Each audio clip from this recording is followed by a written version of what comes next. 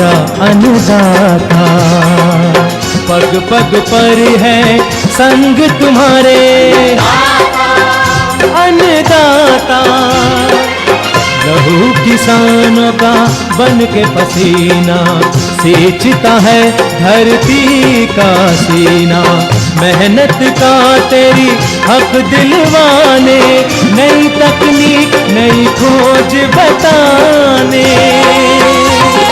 पशुधन को गुणवान बनाना, पौध सुरक्षा को सिखलाना, खेती के सब गुर समझाने, भारत का सरताज बनाने। आठों पहर है संग तुम्हारे अन्नदाता अन्नदाता।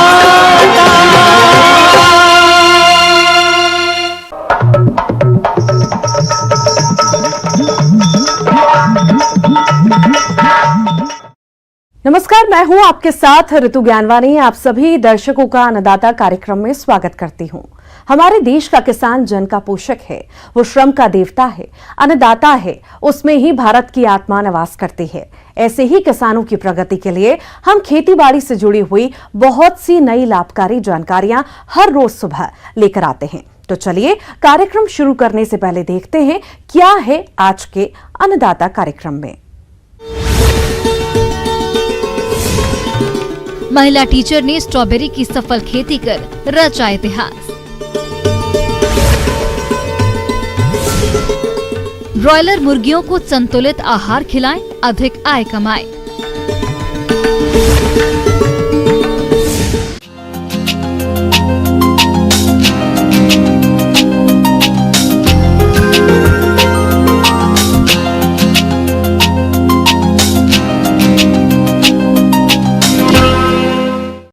स्ट्रॉबेरी का नाम सुनते ही मुंह में पानी आने लगता है। आमतौर पर स्ट्रॉबेरी की खेती ठंडे प्रदेशों में होती है, लेकिन गांव भालोजी, जिला जयपुर की एक महिला टीचर अनीता देवी मीणा ने अपनी कड़ी मेहनत और लगन से अपने खेत में स्ट्रॉबेरी की फसल लगा रखी है, जो कि इस फसल को लगाकर काफी खुश नजर आ रही हैं। तो क्या है इसकी सफलता का राज, आइए जानते हैं खुद इन्हीं से।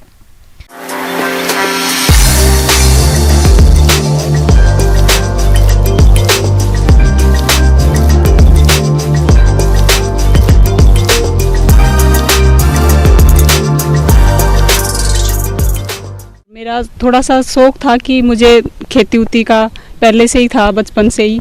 तो मैंने एक फार्म हाउस बनाया है यहाँ भालोजी के पास में। उसमें मैंने ये स्ट्रॉबेरी के पौधे लगाए। ये लगभग 1 बीघा ज़मीन है। और जो भी लोग अब नई पीढ़ी है जो पढ़ लिख जाते हैं, वो ज़मीन की तरफ कम ध्यान देते हैं। उनके पास बहुत ज़्यादा लैंड है, लेकिन वो उसको करना ही नहीं चाहते हैं। उनको सिर्फ नौकरी से मतलब होता है। लेकिन मैं सबको ये बताना चाहती हूँ कि हम नौकरी से ज़्यादा हम हमारी खेती के अंदर बहुत कुछ पैदा कर सकते हैं। नई नई तकनीकी के द्वारा नई नई फसल करें। जो परंपरागत फसल है, सरसों, जो चने सरसों, ये भी होती है, इसमें हमें इतनी बचत नहीं होती है। लागत भी लगती है, बचत इतनी नहीं होती है। लेकिन इससे जो ये स्ट्रॉबेरी का मैंने किया है इस बार, तो मुझे बहुत ही अच्छा लगा और इससे मुझे प्रॉफिट भी हो रहा है। तो मैं भी चाहती हूँ कि और भी किसान भाई इसकी तरफ रुझान करें और ऐसा करने की कोशिश करें। 600 केजी तो मैं कम से कम बेच ही चुकी हूँ। 300 के हिसाब से ये लगभग 180 के आसपास हो गया। इतना तो मैं बेच चुकी हूँ और इतना और होगा 180 के आसपास ही मुझे। मौजूदा वक्त में महिलाएं कृषि समेत हर एक क्षेत्र में अपना नाम बना रही हैं।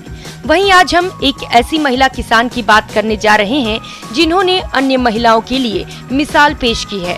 हम बात कर रहे हैं जिला जयपुर की रहने वाली एक महिला किसान अनीता देवी मीणा की, जो पेशे से एक टीचर हैं, लेकिन इनका खेती में लगाव अधिक है, जिसके कारण इन्होंने परंपरागत खेती छोड़कर स्ट्रॉबेरी के उत्पादन करने का मन बनाया और अपने फार्म हाउस पर इसकी खेती करनी शुरू कर दी।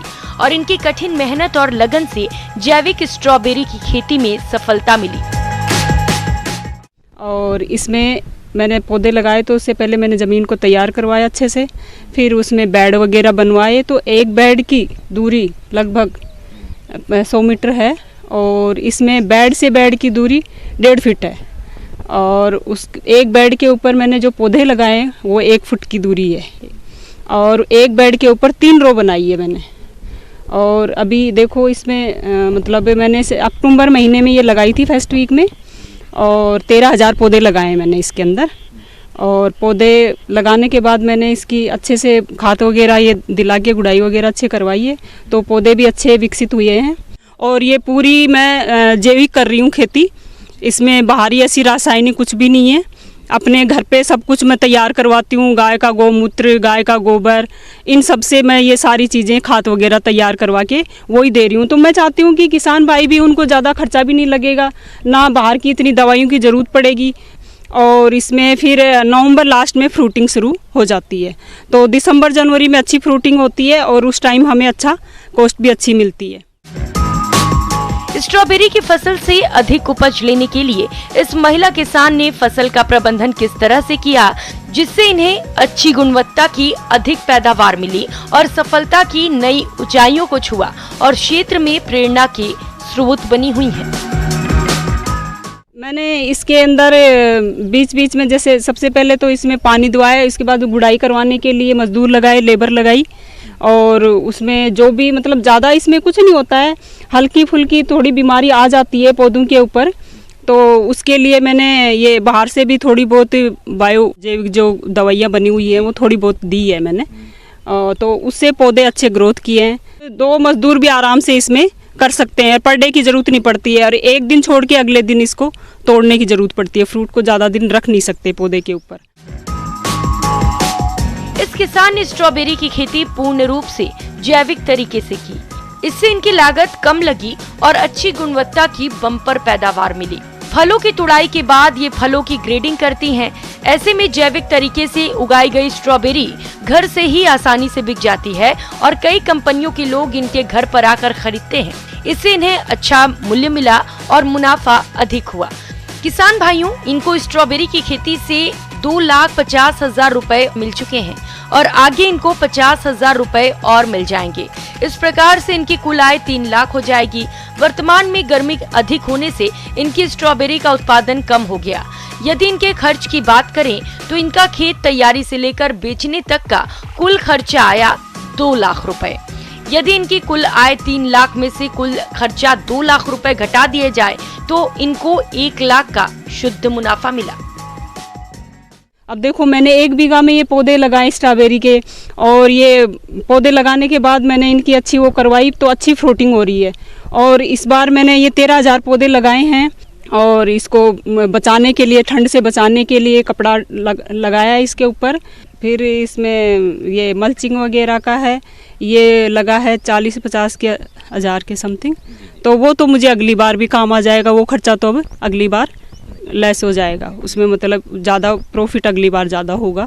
जो भी ये चीज़ें हैं, मल्चिंग का कपड़ा है, ये सारा मुझे अगली बार काम आ जाएगा। और बाकी मजदूरी वगैरह जो भी लगी है उसका खर्चा अभी तक मेरा 2 लाख के समथिंग पहुंच गया है ये, लेकिन मुझे इनकम भी हो रही है इससे। 600 kg के समथिंग मैं ले चुकी हूँ उसमें, और इतना ही मानो और होगा आगे भी। ये मेरे 300-350 रुपये किलो के प्रति किलो के भाव से जा रहा है, तो ये खर्चा लगने के बाद भी मुझे 1 लाख रुपए मिल रहे हैं प्रॉफिट के। और मैं ये चाहती हूँ कि सभी किसान भाई ऐसी खेती करें। जो हम परंपरागत जो खेती कर रहे थे, उस खेती से तो हमें इतना मुनाफा नहीं हो रहा है, और लोगों की सोच भी ये है कि खेती के प्रति उनका रुझान ही नहीं है। लेकिन मैं सबको ये बताना चाहती हूँ कि खेती से हम बहुत कुछ पैदा कर सकते हैं, और हम एक नए तरीके से कोई भी नई तकनीक अपनाएंगे। आजकल नई नई विधियां आ रही हैं, उनके द्वारा हम थोड़ी सी ज़मीन में भी बहुत कुछ पैदा कर सकते हैं। किसान भाइयों, अब लेते हैं एक छोटा सा ब्रेक। अन्नदाता कार्यक्रम में स्वागत है।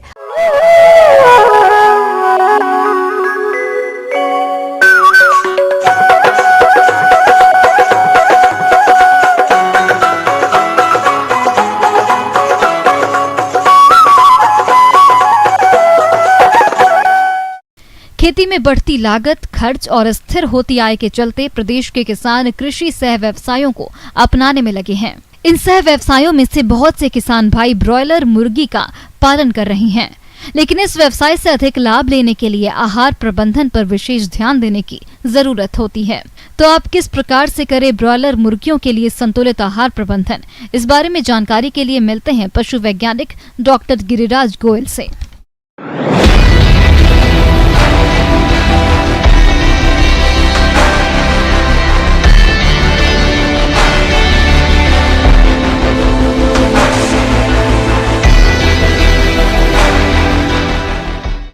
आज हम चर्चा करेंगे ब्रायलर मुर्गियों के आहार प्रबंधन पर। ये ब्रायलर मुर्गियों में आहार का बहुत महत्वपूर्ण स्थान है, क्योंकि इनकी उत्पादन की कुल लागत का करीब 70 से 80% इनके आहार पर ही खर्च होता है। अगर आप इनका आहार अच्छा रखेंगे, इनका दाना अच्छा रखेंगे, तो इनमें वृद्धि दर बहुत अच्छी रहेगी और आपको कम से कम दाने में अधिक से अधिक वजन की मुर्गी प्राप्त होगी, जिससे कि आपका लाभ भी अच्छा रहेगा। मुर्गी पालन में आहार प्रबंधन बहुत ही अहम है। साथ ही सबसे ज्यादा खर्च भी इसी पर आता है, जो कि उत्पादन को भी प्रभावित करता है। वहीं जब आहार में कोई कमी रह गई हो तो मुर्गियों को कई प्रकार की बीमारियां भी हो जाती हैं, जिससे उत्पादन बुरी तरह से प्रभावित होता है। यहाँ ये ध्यान देना बहुत जरूरी हो जाता है कि जो आहार हम मुर्गियों को दे रहे हैं उसमें सभी जरूरी पोषक तत्व जैसे कि कार्बोहाइड्रेट, वसा, प्रोटीन, मिनरल्स और विटामिन शामिल हों। नियमित पोषक तत्वों के अलावा अलग से कुछ और तत्व देने की जरूरत होती है, जिससे खाना ठीक से पच सके, साथ ही उनका विकास भी जल्दी हो सके। तो सर्वप्रथम बात करते हैं कि दाने में पोषक तत्वों की। तो पोषक तत्वों की मात्रा ब्रायलर मुर्गियों में लेयर मुर्गियों से हमेशा ज़्यादा रखी जाती है। ऊर्जा की मात्रा करीब 3000 से 3200 किलो कैलोरी प्रति किलोग्राम दाना की मात्रा रखी जाती है। उसके अलावा प्रोटीन की मात्रा करीब 22 से 23% क्रूड प्रोटीन की मात्रा रखी जाती है। इसके अलावा इनमें लाइसिन और मिथ्योनिन नामक अमीनो अम्ल अलग से 0.5% और 1% की दर से मिलाए जाते हैं। इसके अलावा इनके दाने में कैल्शियम की 1% मात्रा, फास्फोरस की 0.5% मात्रा और नमक की 1% मात्रा भी हमको मिलानी चाहिए। अब हम बात करें कि किस प्रकार हम ब्रायलर के दाने को तैयार कर सकते हैं। ब्रायलर के दाने को तैयार करने के लिए ऊर्जा के घटक के रूप में पीली मक्का का इस्तेमाल करना चाहिए, जिसकी करीब 50 से 60% मात्रा हम ले सकते हैं। उसके अलावा प्रोटीन की पूर्ति के लिए हमें सोयाबीन की खली, सोया DOC का इस्तेमाल करते हैं, जिसकी करीब 25 से 30% मात्रा हम दाने में मिलाते हैं। इसके अलावा चावल की पॉलिश, राइस पॉलिश का करीब 15%, 10 से 15% इस्तेमाल करते हैं। राइस की भूसी, राइस ब्रान का हम करीब 5 से 10% इस्तेमाल करते हैं। मछली की खली को हम 5 से 10% मिलाते हैं। इसके अलावा मिनरल मिक्सचर करीब 2%, नमक 1% और कैल्शियम 1% की दर से हम ब्रायलर के दाने में डालते हैं। और इस प्रकार से अगर किसान भाई अपना दाना स्वयं तैयार करेंगे तो उनको जो बाजार में जो दाना उपलब्ध है उससे करीब 3 से 4 रुपये किलोग्राम प्रति किलोग्राम दाने की उत्पादन में कमी आएगी, जिससे कि उनका लाभ उतनी ही मात्रा में बढ़ जाएगा। अब बात करें कि ब्रायलर को कितनी मात्रा में दाना दिया जाता है। ब्रायलर मुर्गियों को सामान्यतः भरपूर मात्रा में दाना दिया जाता है और उन्हें अपनी इच्छा अनुसार खाने को दिया जाता है, क्योंकि ब्रायलर मुर्गियों को पालने का उद्देश्य है कि जितना ज़्यादा उनका तापमान, जितना ज़्यादा उनका वजन जितनी जल्दी बढ़ जाएगा उतना ही उनको, किसान भाइयों को अपने व्यवसाय में लाभ प्राप्त होगा। किसान भाइयों, ब्रॉयलर मुर्गियों को आहार 3 भागों में दिया जाता है, जिसमें प्रथम चूजे की उम्र 0 से 10 दिन पर प्री स्टार्टर के रूप में देते हैं। दूसरा 11वें दिन से 21वें दिन तक स्टार्टर के रूप में देते हैं और तीसरा 22 दिन से ऊपर की मुर्गियों को फिनिशर दाने के रूप में खिलाते हैं।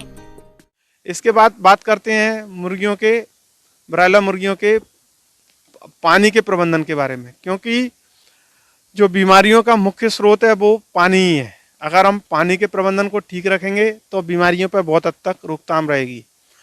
सर्दियों के समय और सामान्य वातावरण में भी रोज़ हमें नियमित रूप से पानी के बर्तनों को साफ करना चाहिए।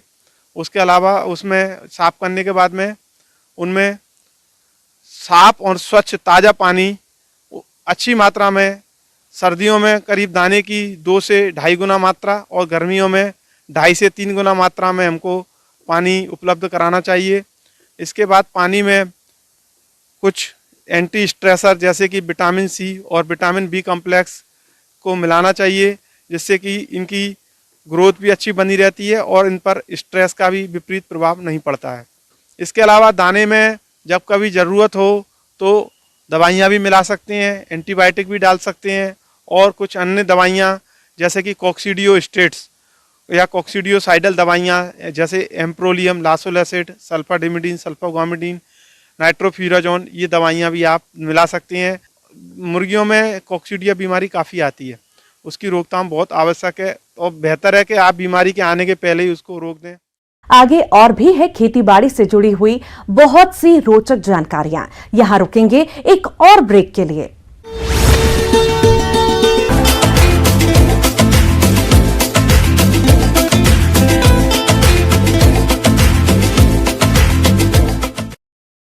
हमारे राज्य के अधिकतर किसान भाई गाय भैंसों का पालन करते हैं, लेकिन दुग्ध निकालते समय साफ सफाई पर कोई ज्यादा ध्यान नहीं देते हैं, जिसके कारण दूध की क्वालिटी खराब हो जाती है। तो आप पशुओं से स्वच्छ और शुद्ध दूध का उत्पादन लेने के लिए दूध दोहन से लेकर उसे बाजार में बेचने तक कौन कौन सी सावधानियां रखें, इसकी जानकारी दे रहे हैं पशु विशेषज्ञ डॉक्टर वीएन गौतम।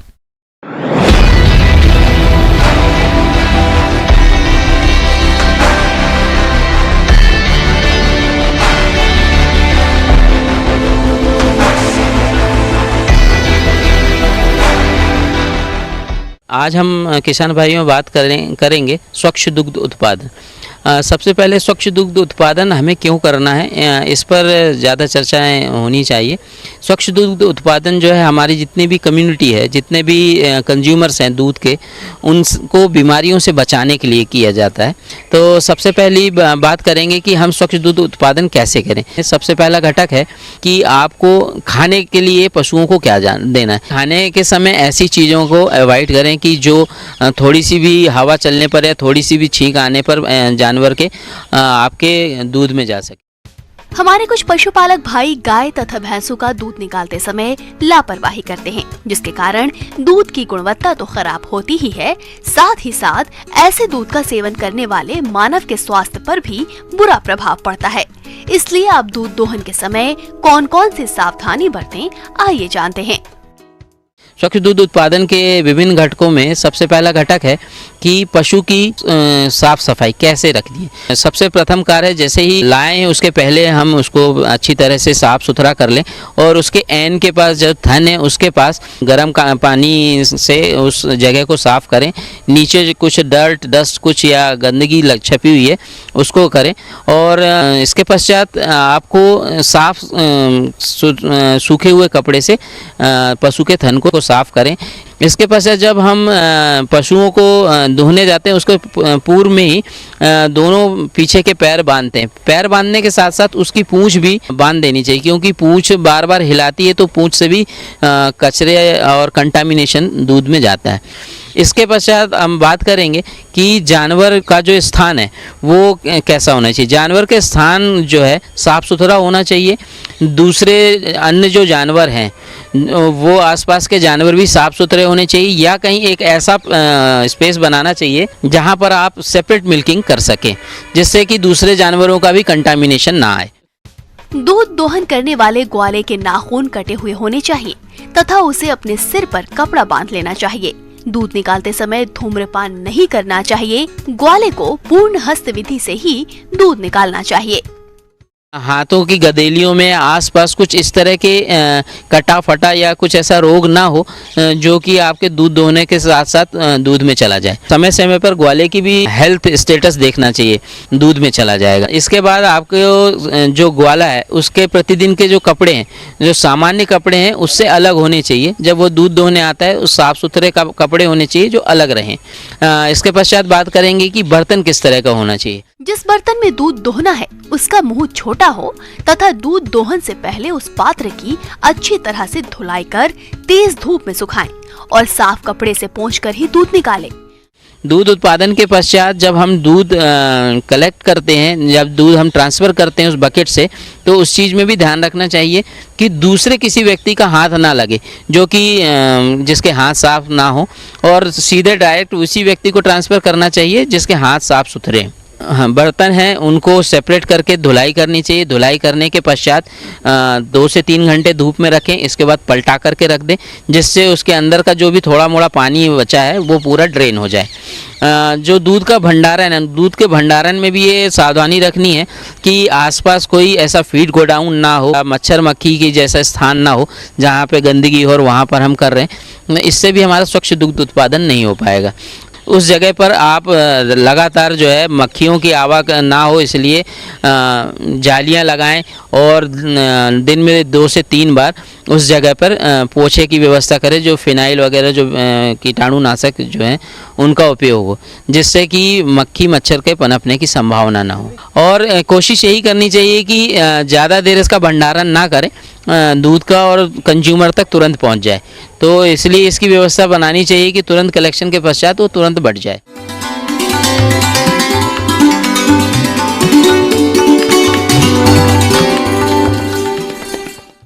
और आइए अब जानते हैं अन्नदाता निशुल्क फोन के माध्यम से पूछे गए समस्याओं का समाधान। अन्नदाता निशुल्क फोन संपर्क सेवा के माध्यम से पूछे गए प्रश्नों में से आज हमने जिस प्रश्न को कार्यक्रम में शामिल किया है उसे पूछा है ग्राम श्री माधोपुर, जिला सीकर के कृषक मुकेश कुमार ने। ये ड्रिप विधि से सिंचाई करने पर होने वाले फायदों के बारे में जानकारी चाहते हैं। तो मुकेश कुमार जी, आपकी जानकारी के लिए प्रस्तुत है कार्यक्रम का ये अंश।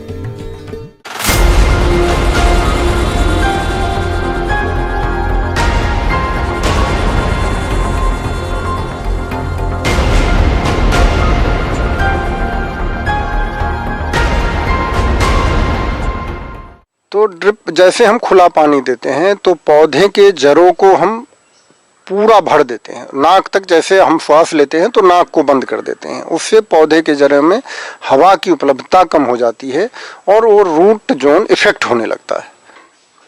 और इरिगेशन सिस्टम की बात करें, कोई रॉकेट साइंस नहीं है। यदि पीवीसी पाइप की मैं बात करूं, पीवीसी पाइप में एक सॉल्वेंट सीमेंट होता है।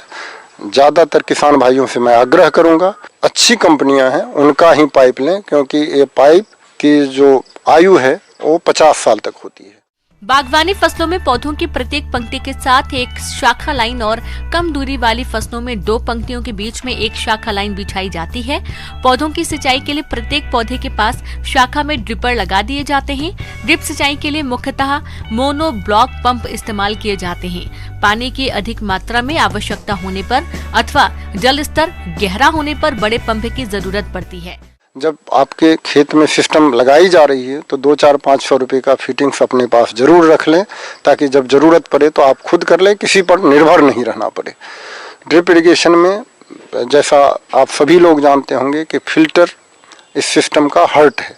तो जब आप सिस्टम लगाएं तो जो फिल्टर जो 3 तरह के फिल्टर होते हैं, हाइड्रोसाइक्लोन जो बालू के छानने में काम आता है, सैंड फिल्टर या मीडिया फिल्टर जो उसमें अलगी या सस्पेंडेड पार्टिकल्स जैसे पत्ते गिर गए या उसको छानने में काम होता है, और अंत में स्क्रीन या डिस्क फिल्टर जिससे हम बालू या मिट्टी के छोटे कण भी छन जाएंगे। ये तीनों में से जो भी फिल्टर यदि यूज में जो तकनीकी लोग रहेंगे वो बताएंगे, वो लगाना चाहिए, वहाँ समझौता नहीं करना चाहिए। उसका साफ सफाई का तरीका बहुत आसान है, वो खोल के आप साफ कर सकते हैं अपने से। जब सिस्टम लगाएं तो उसी समय सीख लें। और उसके बाद पीवीसी पाइप होगा और फिर ड्रिप इरिगेशन की नलियाँ होगी। वो सारे उस समय लगाते समय समझ लें, सब सिंपल है। आप खुद भी यदि एक बार सीख लेंगे तो अगली बार यदि लगाना चाहें तो आप खुद से लगा सकते हैं। पौधे वहीं ज़रूरत है, जहाँ ज़रूरत है पानी की वहाँ पानी दे रहे हैं तो हमें पानी की बचत होती है, खाद की बचत होती है, बिजली की बचत होती है, श्रम लेबर मजदूरों की बचत होती है और उत्पादकता अच्छी होती है, टाइम से उत्पादकता होती है। सब्जियाँ और फलों के लिए ड्रिप इरिगेशन से अच्छा आज के युग में कोई भी सिस्टम नहीं है। हमें ड्रिप इरिगेशन लगाना ही लगाना चाहिए और जो अनुदान है उसका हमें उपयोग करना चाहिए।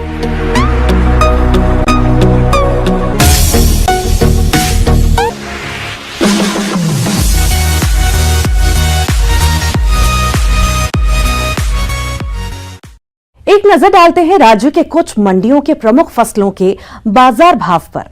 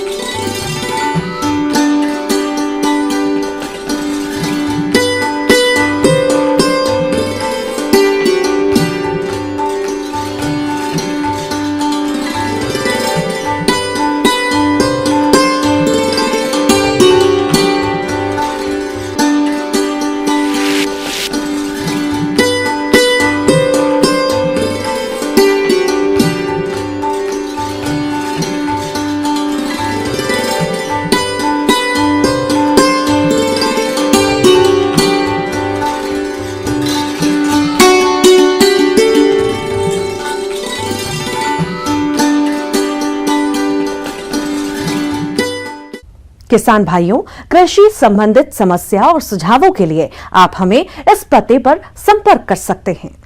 प्रोड्यूसर अन्नदाता, news 18 Rajasthan, Ramoji film city, Hyderabad 501512।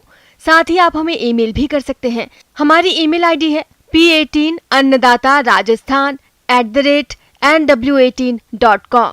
इसके अतिरिक्त आप हमें निःशुल्क हेल्पलाइन नंबर 180088926163 पर सोमवार से शनिवार सुबह 10 से शाम 4 बजे के बीच संपर्क कर सकते हैं। अब समय हो रहा है आपसे विदा लेने का। कल फिर मुलाकात होगी कृषि से जुड़ी महत्वपूर्ण जानकारियों के साथ। नमस्कार।